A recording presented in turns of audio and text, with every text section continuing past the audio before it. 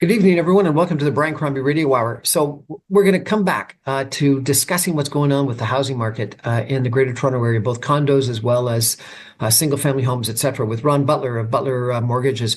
Ron has been kind enough to join us a few times before. We haven't chatted with you, Ron, in a couple of months, and you've been posting quite a bit on social media with a lot of concerns about what's going on in the housing market. You've been calling it a crisis. You've been calling it, just an incredibly bad market. Tell us what your assessment of what's going on. You've been saying that, you're worried about people building any homes effectively. What's going on right now? Yeah, nobody's building any homes in Southern Ontario. Like it's just not. You see cranes up for the condos that were started 3, 4 years ago. They aren't finished yet, but there's no new home starts in Southern Ontario of any kind. Like there might be a handful in Elmira or a handful in Niagara, Fort Erie or something, but there's no. You're not going to find, other than maybe one of infill lot in Mississauga, for instance. You're going to find no homes being built in Mississauga, no homes being built in Brampton, no nothing. But I thought you told us that, we've got a housing affordability crisis and we're desperately in need of greater supply. What's going on? Look, it's literally the craziest thing you could ever imagine that we are in a housing crisis. House price of houses is way too high still. Price of houses has not really come off much, except in very specific regions. But it's literally nuts. We have a housing crisis, but because there's been so much botched policy, bad decisions, stupid moves, we've stopped building houses in Southern Ontario completely, almost totally, and certainly no high rise at all. None, zero. Watched housing policies? Like what? Oh, yeah.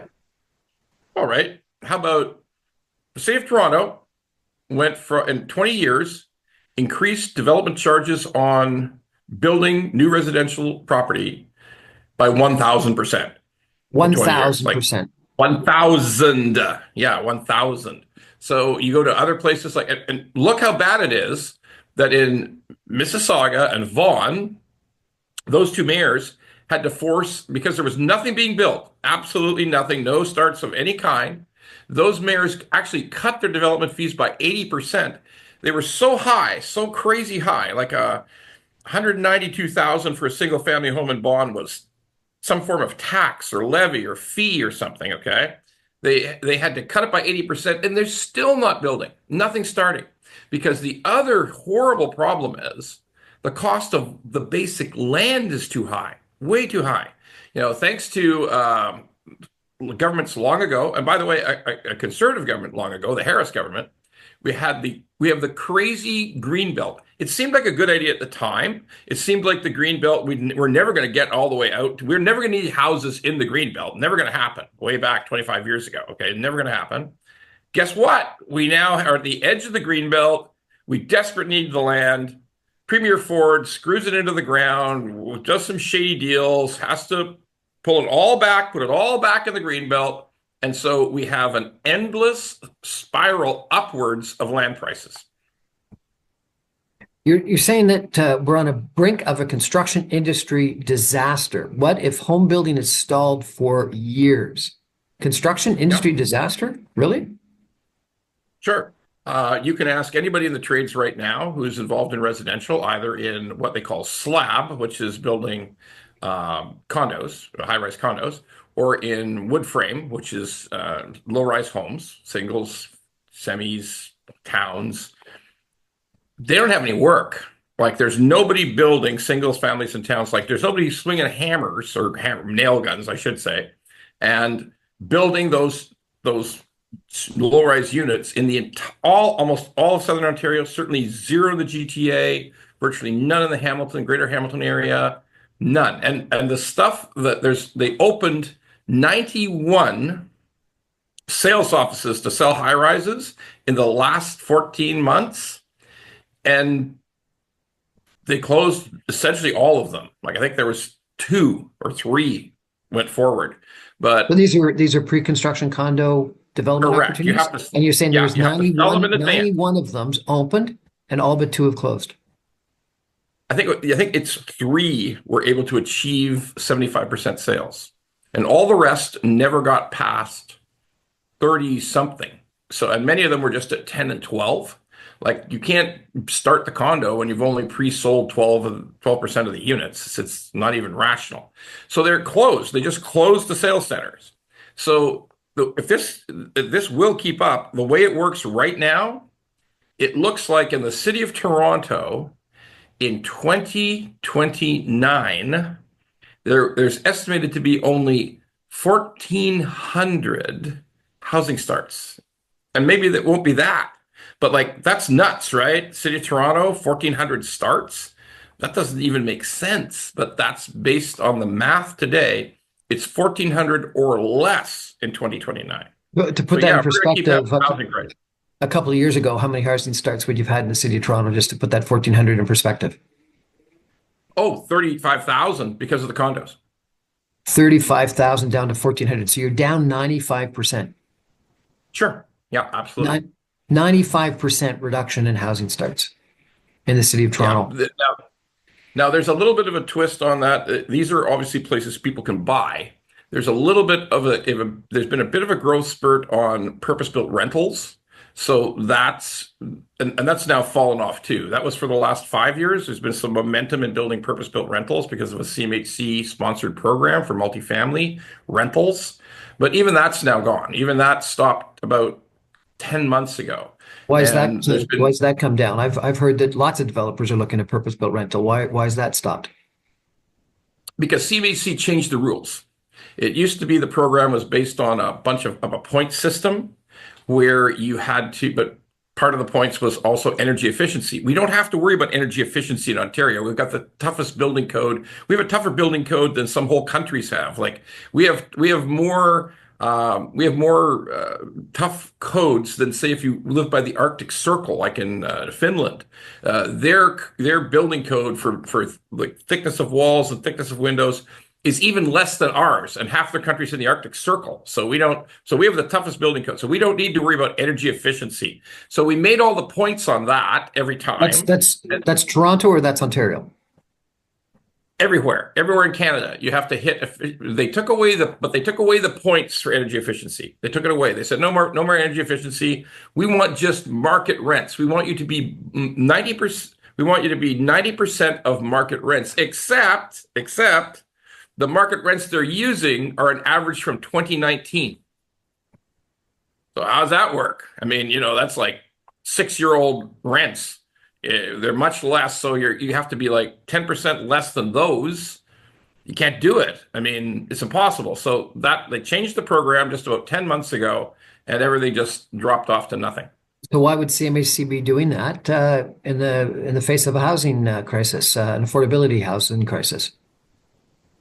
You got to ask CHC. I got no idea. I mean, they suggested that, get this, because energy efficiency was built in, they shouldn't be as worried about it anymore because it was built into the building code. So they shouldn't really be awarding points to it. Now, as for the market rent stuff being in 2019, CMHC's position is we're going to get around to updating it, but just not yet. So maybe it'll be okay soon, but not now. I've heard that they're also decreasing the amount of leverage that they're offering. No, the leverage is the same. Leverage is the same.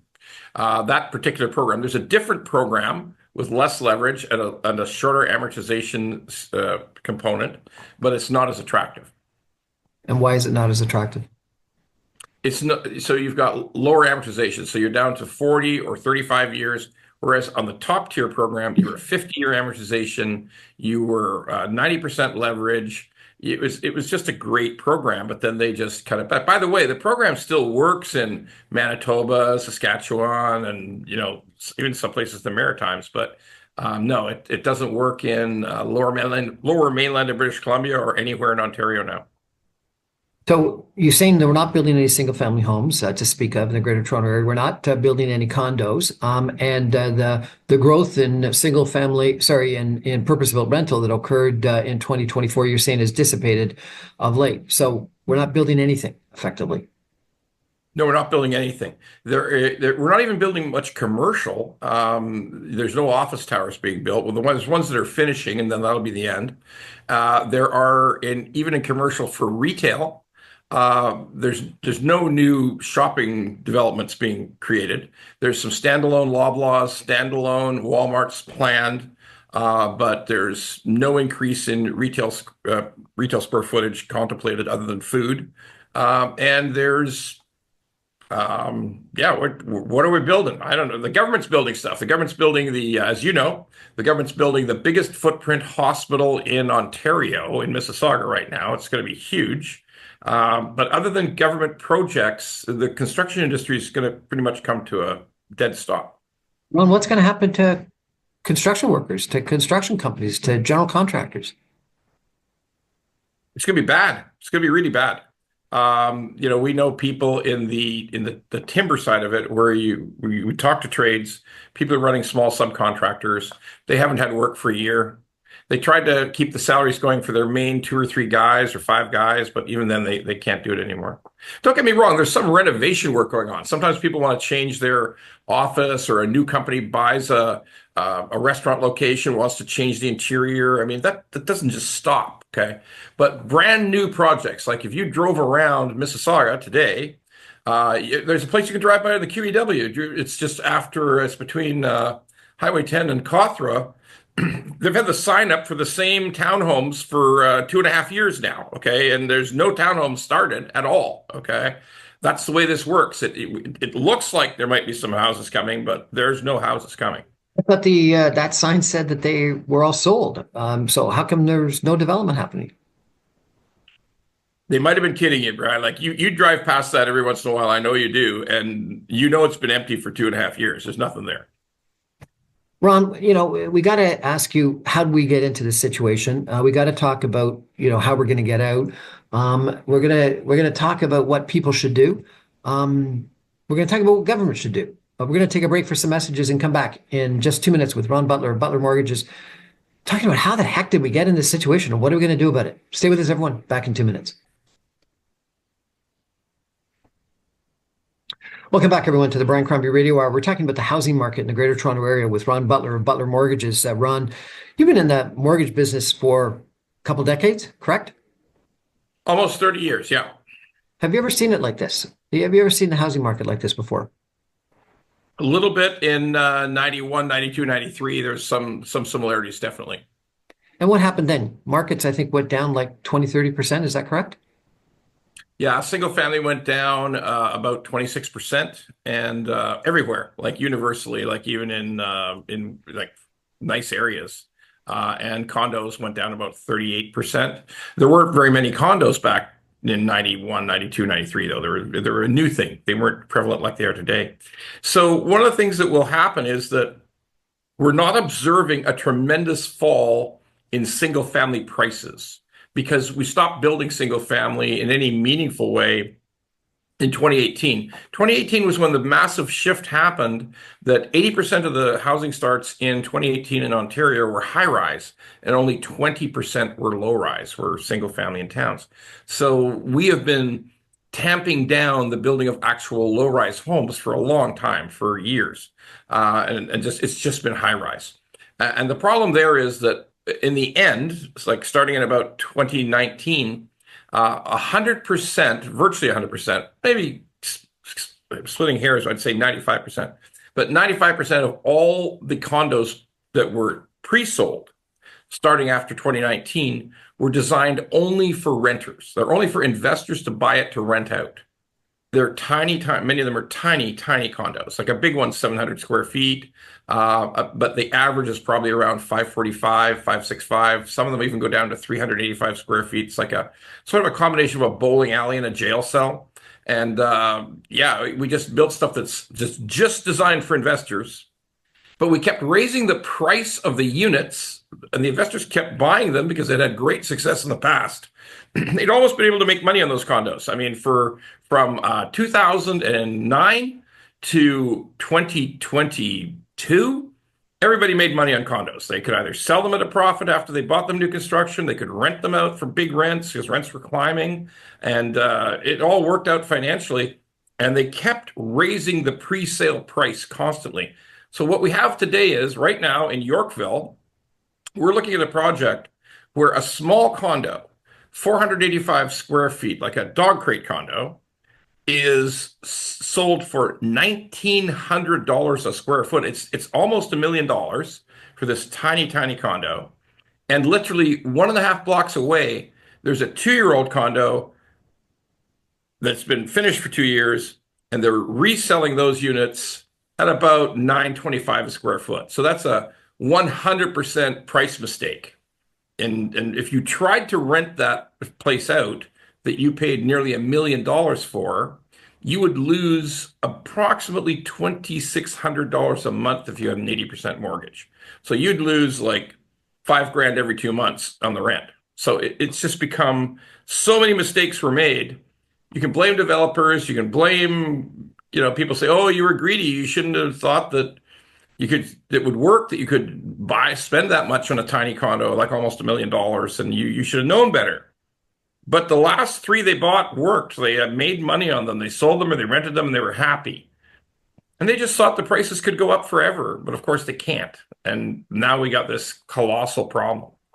So, I've heard people talk about something like 30,000 pre-construction condos that have now been completed that are on the market for sale. Is that anywhere close to right? Yeah, in terms of both resale and sort of new construction just completed, there's 6,400 condos for sale in the Trump system today. And that's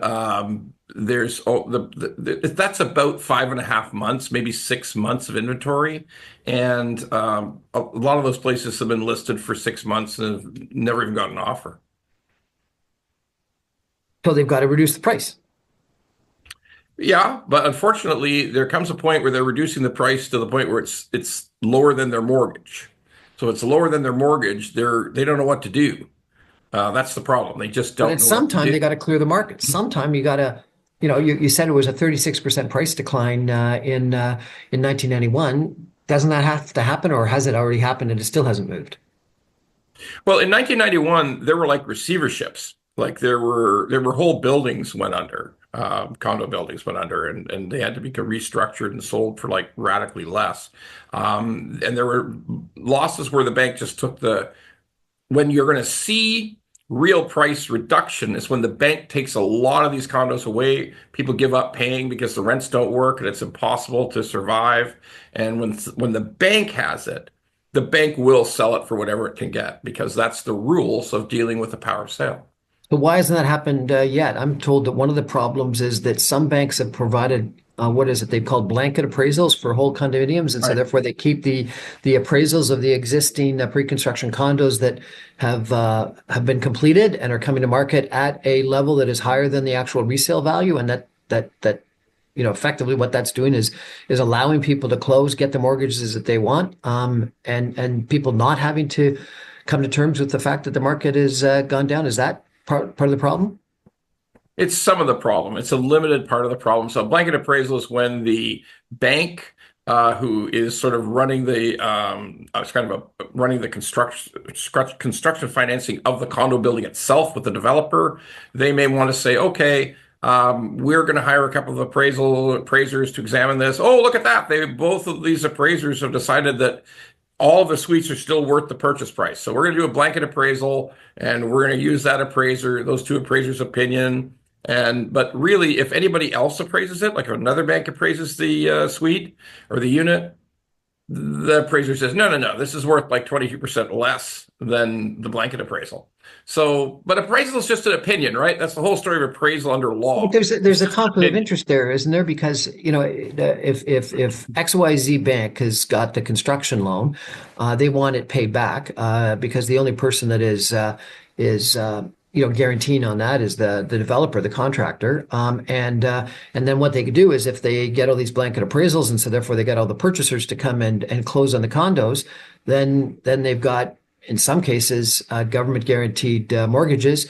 And even when they don't have that, they've got the recourse to all the new buyers. And so they've got a diversified pool of new guarantees. And so they're better off that they get rid of the risk themselves, take out their own liability, their own loan, and replace it with a whole bunch of mortgages to a whole bunch of people that have now come in with mortgages that are either CMHC guaranteed and or are or at least guaranteed by themselves. No?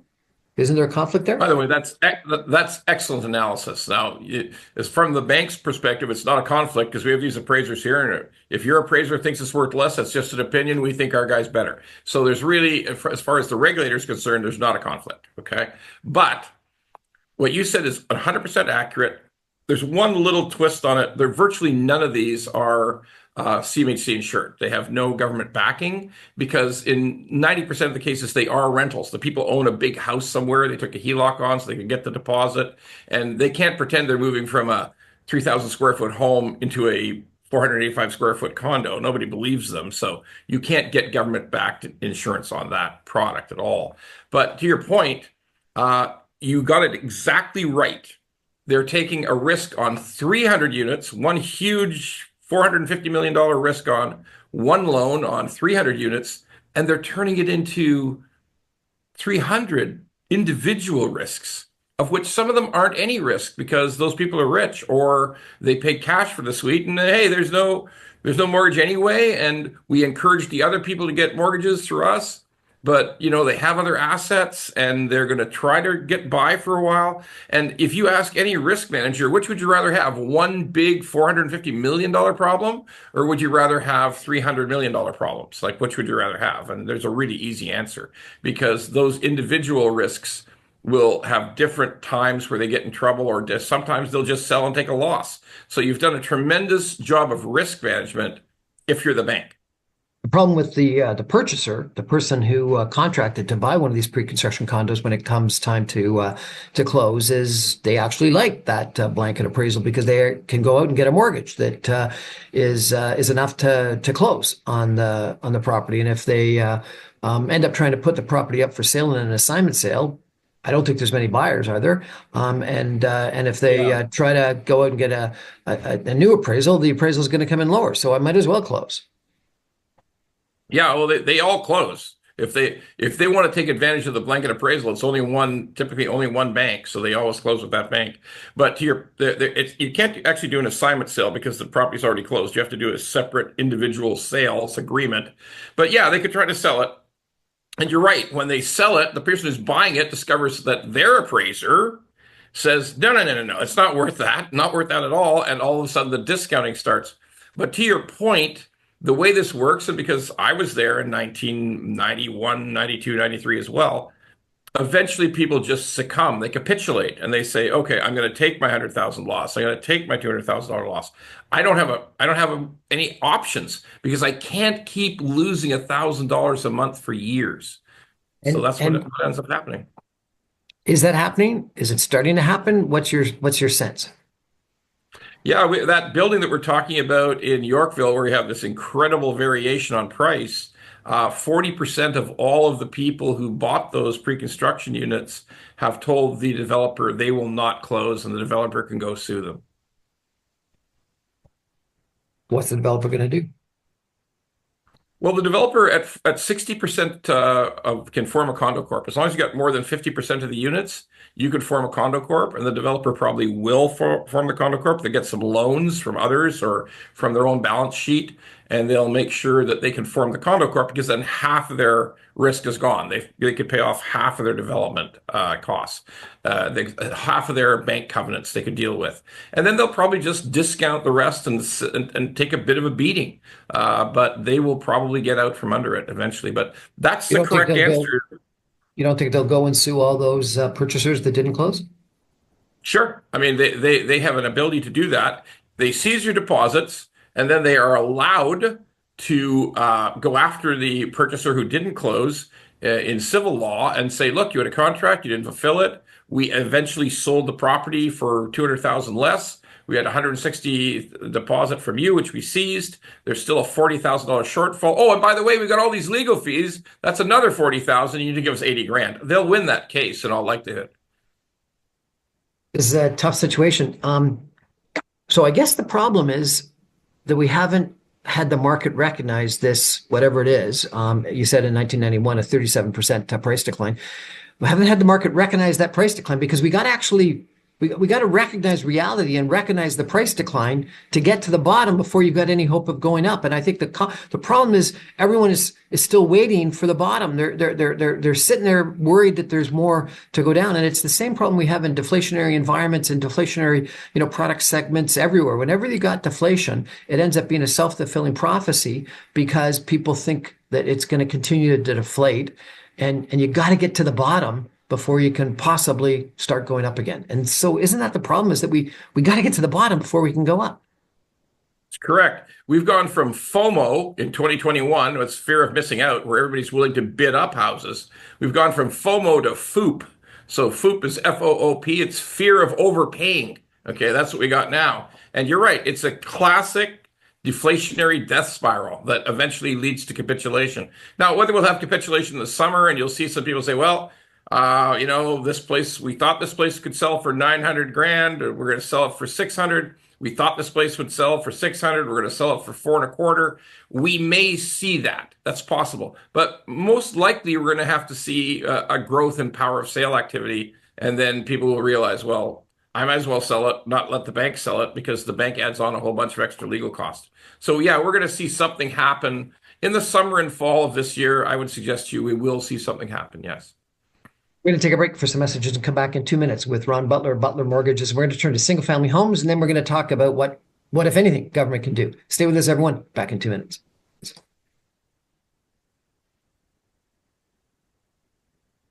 Welcome back, everyone, to the Brian Crombie Radio Hour. We're talking about the housing market in the Greater Toronto Area today with Ron Butler of Butler Mortgages, and he's just described that we're in this deflationary death spiral, and that we've gone from FOMO, fear of missing out, to FOOP, fear of overpaying, and until such time as we get this recognition in the marketplace of the needed price decline, and get to the bottom of this death spiral, or this market downfall, we're not going to have any hope of people actually transacting to buy and coming out of it. Well, let's turn to single-family homes.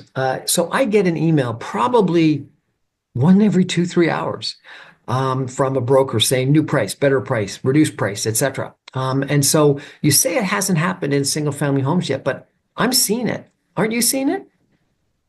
Sure, but let's be very careful about the regionality of it. So if you bought something in King City or North Oshawa or the farthest north of Burlington or Elmira or, far away 905, the most distant possible 905, and you bought in 2021 and you bid the price up, you have taken a terrible hit already. You're probably down 25 to 30% from that absolute peak that you purchased that property at in 2021. So that regionality is down.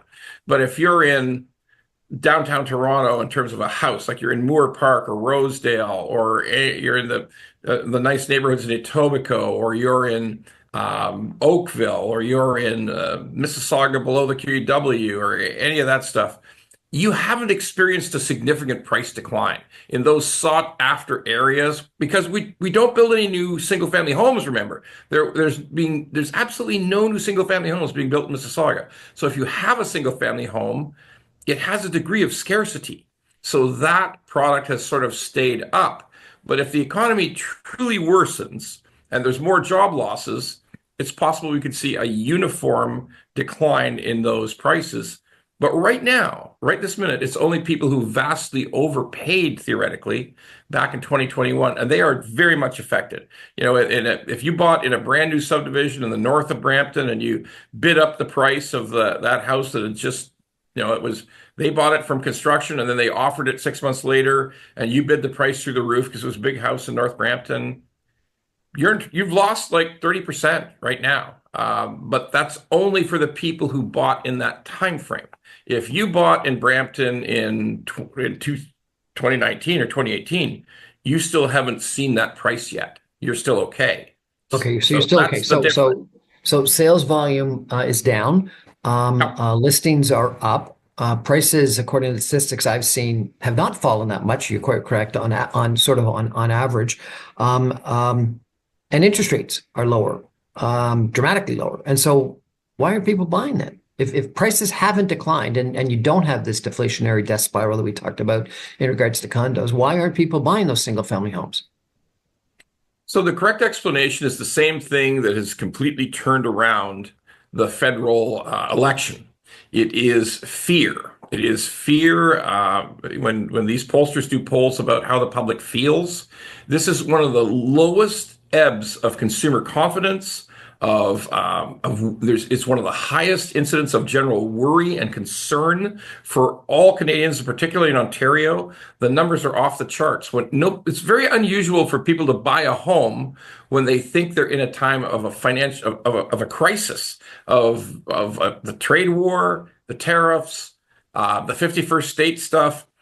It's unnerved a lot of people. It absolutely has, and people don't normally make big life scale purchases when they're feeling uncomfortable, which we've got today.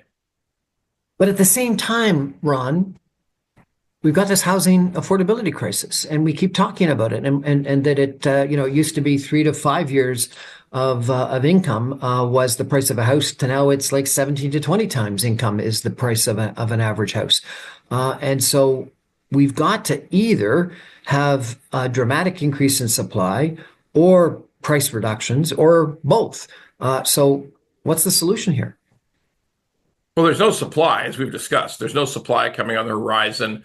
2025 will probably be one of the lowest house building years in the recent history of Canada, last 30 years.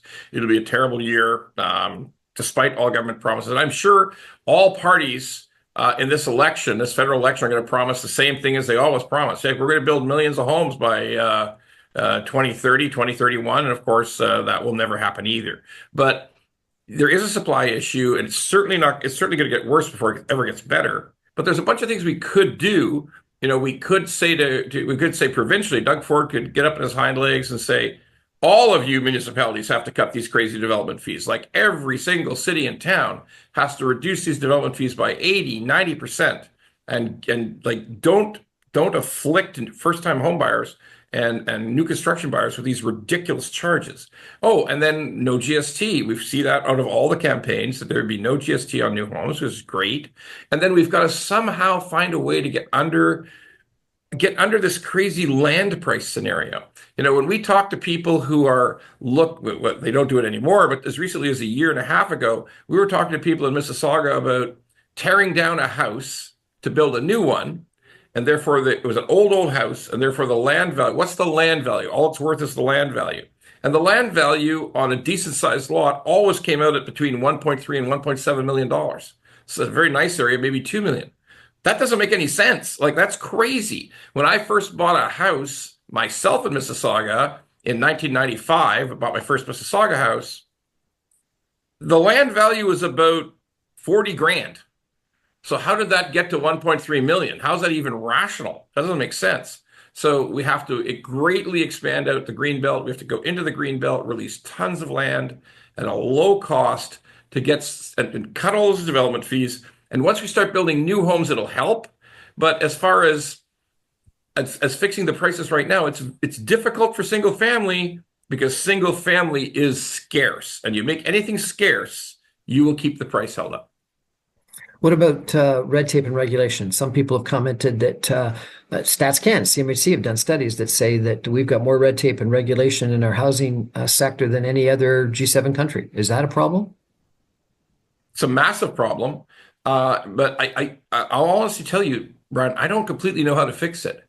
You'd actually have to fire like 80% of departments. You'd have to take rules that require 25 different reports before you apply for a license to build a subdivision. You can't even apply for the permits till you've done 25 reports. So that could take 2 years, because sometimes you got to wait for the red-headed woodpecker to go through its mating season and build a nest or something. You might think I'm joking. I'm actually not joking. Okay. So to get rid of all of that, to just carve the bureaucracy down to like 25 to 4 reports like we had in the 1980s. There was only 4 reports. I don't know how you do that. Like, I literally don't know, because nothing is more powerful than a bureaucrat who wants to hold on to his job. Nothing is more powerful than a bureaucrat that wants to hold on to his job. That's an interesting conclusive comment. Okay, so development fees down, GST reduced. What about, does this, Reduce the GST on new home builders versus new home buyers versus all buyers. Is there a difference in that? Does one make sense versus another one?